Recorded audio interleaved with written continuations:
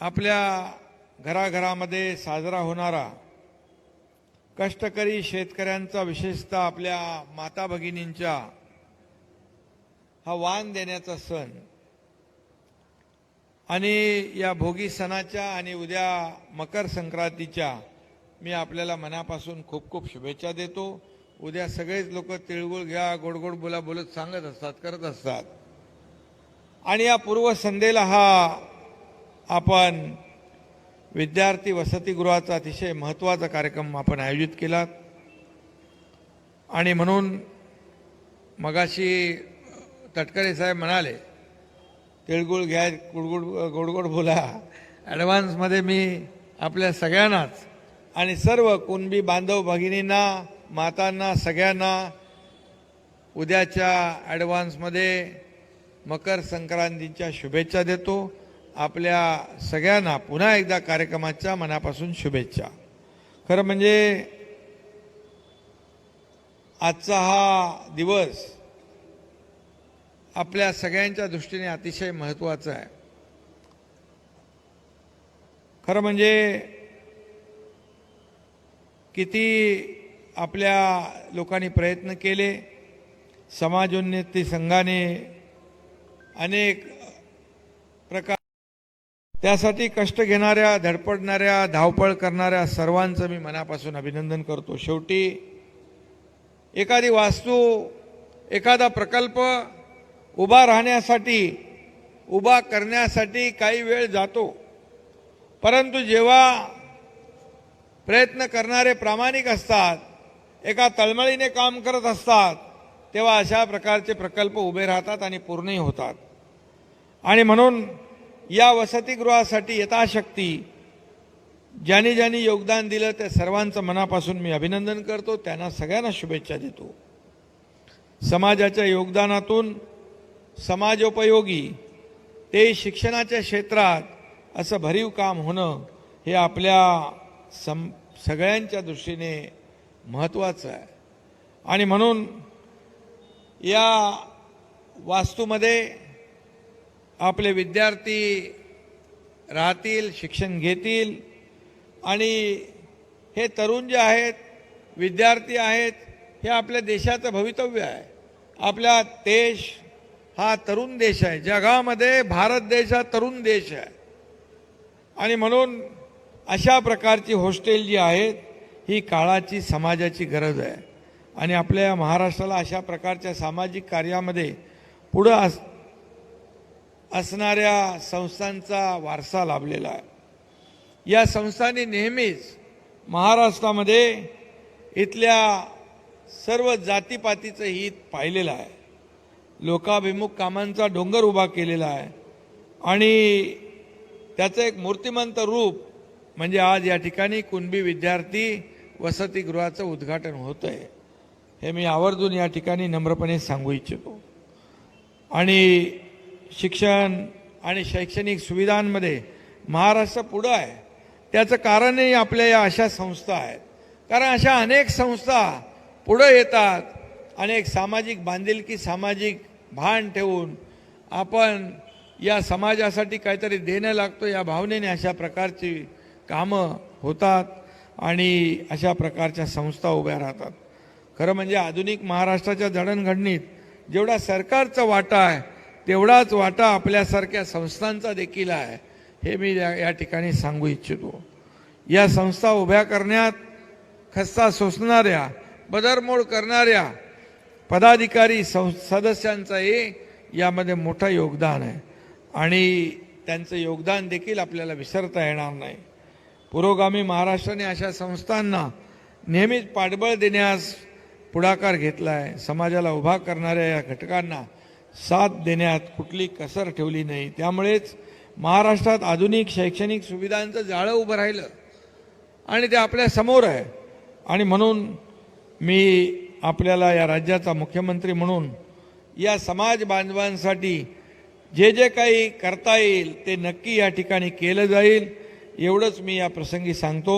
मुख्यमंत्री या नात्याने आपण सगळेजण, सर्व समाज माझ्यासाठी एक समान आहात आणि म्हणूनच आज मराठा समाजाचा आरक्षणाचा विषय असला तरी सुद्धा प्रत्येक वेळेला मी हेच सांगतो, मराठा समाजाला आरक्षण देण्याचा निर्णय सरकार घेईल, जबाबदारी सरकारची आहे, परंतु ओबीसी समाजाच्या आरक्षणाला धक्का न लावता ते आरक्षण देण्याचं काम आपण करतोय. आणि त्यामध्ये बिलकुल मनामध्ये कुठलीही शंका ठेवू नका, कारण शेवटी आपल्याला माहित आहे हा एकनाथ शिंदे दिलेला शब्द पाळतो आणि जे होणार नाही ते बोलणार नाही. आणि म्हणून आपल्या ओबीसी समाजासाठी देखील आपण अनेक निर्णय घेतलेले आहेत. आपण 2017 मध्ये इतर मागासवर्ग कल्याण विभाग सुरू केला आणि त्यामध्ये जातीचं समतोल साधण्याच्या दृष्टीने एक मोठं पाऊल आपण त्यावेळेस उचललं. बहुजन कल्याणासाठी जितकी मदत करता येईल तितकी मदत करण्याचे प्रयत्न त्यातून सुरू झाले. हा विभाग नेहमीच ओबीसी समाजातील होतकरू तरुणांना शिक्षण, स्वयंरोजगार आणि उद्योगांसाठी पाठबळ देत आलेला आहे. त्यांच्यासाठी मदतीचा हात पुढं आपण केला आहे. परवा जेव्हा अधिवेशन सुरू होतं त्यावेळेस देखील बैठकीमध्ये अनेक निर्णय आपण घेतले. जे अण्णासाहेब पाटील आर्थिक विकास महामंडळाला जसं आपण व्याज परतावा देतो तसाच ओबीसी बांधवाला, ओबीसी तरुणाला देखील स्वतःच्या पायावर उभं राहण्यासाठी जो उद्योग करायचा आहे त्याचा देखील व्याज परतावा सरकार भरणार, हा देखील निर्णय आपण या ठिकाणी घेतोय. आणि त्याचबरोबर 72 वसतिगृह आपण सुरू करतोय. या महिन्याच्या शेवटला 52 वसतिगृह त्यापैकी चालू होत आहेत. हे देखील मी आपल्याला या ठिकाणी सांगू इच्छितो. स्कॉलरशिप, उच्च शिक्षणाच्या स्कॉलरशिपसाठी आपली संख्या 10 वरून आपण 50 केलेली आहे. आश्रम शाळेच्या विद्यार्थ्यांना गणित, विज्ञान विषयाचं मार्गदर्शन करण्यासाठी शिक्षकांची जी काय भरती रिक्त पदं होती आपण ती 282 भरली. आणि तोही निर्णय घेतला जेणेकरून 12वीच्या विज्ञान शाखेच्या विद्यार्थ्यांना वैद्यकीय, अभियांत्रिकी अशा अभ्यासक्रमांना देखील सामायिक प्रवेश परीक्षांची चांगली तयारी करता येईल. हाच उद्देश यामध्ये होता. सारथी, बार्टी, महाज्योती हे सगळ्यांना वेगवेगळे नियम होते ते आपण एकत्र केले. या योजनामध्ये एक समानता आणण्याचा या ठिकाणी प्रयत्न केलेला आहे. आणि म्हणूनच जे आपण आज आपल्या समाजासाठी जे काही करताय याची जाणीव आम्हाला आहे. आणि म्हणून या समाजाचे तरुण होतकरू आणि तरुण पिढीचं भवितव्य घडवण्यासाठी आपण नेते मंडळी जो प्रयत्न करताय तो खरं म्हणजे अतिशय स्तुत्य आहे. आणि सरकार देखील आपल्या पाठीशी आहे. मगाशी उदय सामंत यांनी सांगितलं की ओबीसी समाजासाठी शामराव पेजे महामंडळाला निधी वाढवून पाहिजे. शामराव पेजे महामंडळाला मला वाटतं पूर्वी 5 कोटी दिले होते आणि ते परत घेण्याच्या बोलीवर दिले होते. पण आम्ही परत घेणारे नाही, आम्ही देणारे आहोत. मागणारे नाही, देणारे आहोत.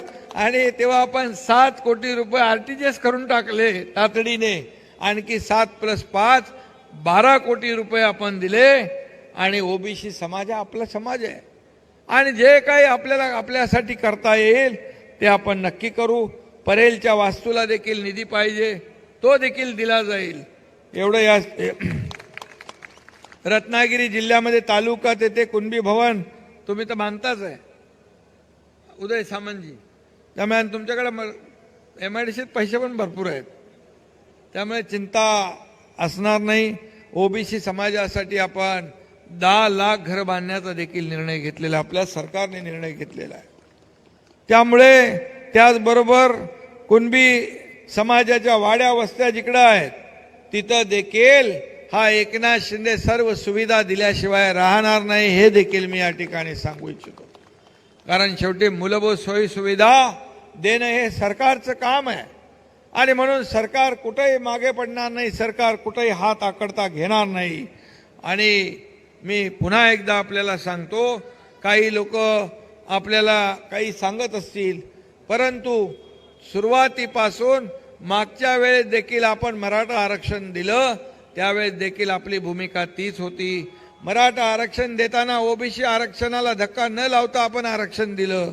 हायकोर्टामध्ये टिकलं, दुर्दैवाने सुप्रीम कोर्टामध्ये ते रद्द झालं. त्याची कारण मीमांसा मी आज इथं करत नाही, परंतु त्या प्रकारे मराठा समाजाला आरक्षण देण्याचा शब्द जो मी दिलाय तो शब्द देताना मी हेही लक्षात ठेवलाय की ओबीसी समाजाला धक्का लागणार नाही, ओबीसी समाजाच्या कुठल्याही सोयी सुविधा कमी होणार नाहीत, हा शब्द आपला आहे. आणि म्हणून आपल्याला मी एवढं सांगतो, त्याच्यावर देखील मराठा समाजाच्या आरक्षणाच्या काम देण्या जी प्रक्रिया आहे त्याच्यावर देखील युद्ध पातळीवर काम सुरू आहे. ज्या चुका सुप्रीम कोर्टामध्ये त्या काळामध्ये झाल्या त्या चुका पुन्हा होणार नाही.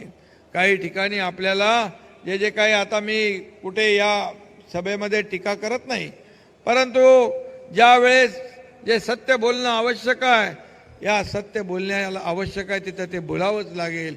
परंतु आपल्याला मी एवढंच सांगतो, मुख्यमंत्री म्हणून ओबीसी समाज आपली जी संघटना आहे, हे संघटना सर्व आपल्या समाजासाठी जेवढ्या काय आपल्याला योजना करता येतील, जे काय आपल्याला आवश्यक आहे ते बिलकुल आपण हक्काने आमच्याकडे या.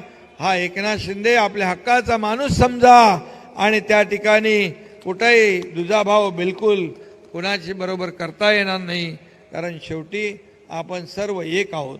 आणि म्हणून काही लोक समाजामध्ये तेढ निर्माण करण्याचा प्रयत्न करतायत, परंतु त्याला आपल्याला बळी पडायचं नाही. आणि म्हणून प्रकाश शेंडगे आणि सगळी मंडळी इकडे आहेत, त्यांनाही माहीत आहे की पोटात एक ओटात एक असं आम्ही करणारे नाही. आणि म्हणून गेल्या 1.5 वर्षामध्ये जे सरकारने निर्णय घेतले ते तुमच्या समोर आहेत. या सर्वसामान्य शेतकरी, कष्टकरी, कामगार, महिला भगिनी, आपले बांधव, तरुण या सगळ्यांसाठी आपण निर्णय घेतले. आज महिला सक्षमीकरण, महिलाही आपल्या सभेमध्ये आहेत, महिला सक्षमीकरणासाठी देखील सरकार मोठा निर्णय घेते. आणि काल परवा झालेले मोदी साहेबांच्या सभेमध्ये जवळपास 92,000 महिला तिथं आल्या होत्या. आजपर्यंतच्या इतिहासामध्ये एवढ्या मोठ्या प्रमाणावर महिला आल्या. आणि म्हणून महिलां सक्षमीकरणाचा त्याचा देखील फायदा आपल्या सगळ्यांना मिळणार आहे. आणि म्हणून मी योजना वाचायला गेलो तर त्याला 1 तास पूर्ण म्हणजे पुरा पडणार नाही. आणि म्हणून एवढंच मी सांगतो, आपण जे काम हाती घेतलेलं आहे, आपण चांगलं काम करताय. आज हॉस्टेलचं उद्घाटन होतं आहे, या ठिकाणी विद्यार्थ्यांना त्याचा फायदा होणार आहे.